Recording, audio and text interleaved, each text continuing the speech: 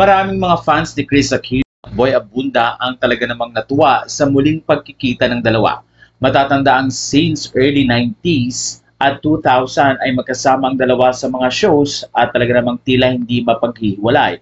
Kaya naman ikinuwento ni Chris na talaga namang very touching ang muling pagkikita nila ni Boy Abunda at doon nga ay tila nasaksihan pa ni Boy ang pinagdadaanan ni Chris at kung paano nga ginagawa ang medication. Narito ang sinabi ni Chris na kailangang abangan ng bawat isa sa naging interview at impromptu na pag-uusap nila ng King of Talk na si Boy Abunda. Abangan, seriously, it was a heartwarming reunion. Boy freaked because I needed a shot while he was here. And he really hates needles. Nagkwento pa lang ako ng pinagdadaanan kong mga treatment at yung at least 18 pieces of vitamins, supplements, as well as medicine to help prevent my migraines and protect my liver because of my chemotherapy and of course my antihistamines. Parang the whole 3 hours Boy was here, he was stopping himself from crying pero bumigay din siya talaga.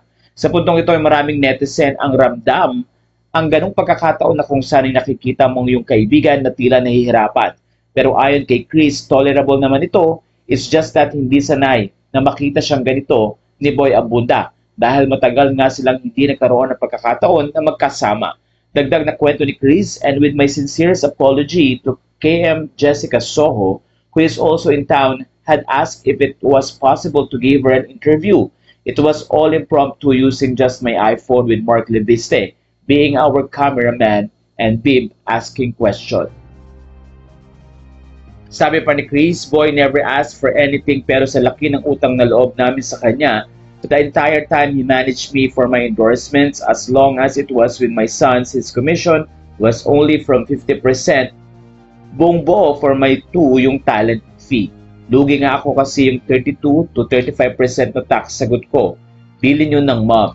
Binigay ko ng buong buo yung medyo naputol ng ilang beses na footage.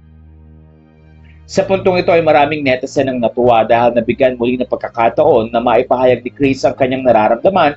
At marami nga ang mag-aabang tungkol sa issue at kung paano nga nagpapagaling si Chris Aquino sa Amerika kasama si Joshua at Bimbi.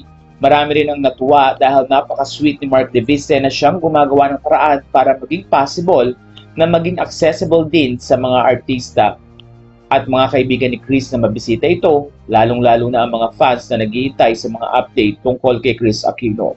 Sa bandang huli ay binati naman ni Chris Aquino ng happy birthday si Boy Abunda sa darating na October 29. Ayon kay Chris, happy birthday October 29 to the keeper of all my secrets, the one who assured me that come what may, he'll be there for my sons, and the friend who until now fights my battles with me. To my other brother, I love you completely. #love, love, love. Ayon sa mga netizen, kitang-kita ang saya sa mukha ni Chris Aquino at mukha ni Boy Abunda. Although nakita ni Boy Abunda ang pinagdadaan ng hirap ni Chris at kung paano nga siya ginagamot, pero doon naman ay suportado ito ng kanyang mga kaibigan. Matatanda ang si Chris Aquino mismo ang nagsabing heartwarming ang muling pagkikita nila ng nasabing King of Talk. Talagang nagpunta pa ng Amerika si Boy Abunda sa Orange County, California para doon nga ay makita muli ang kanyang kaibigan.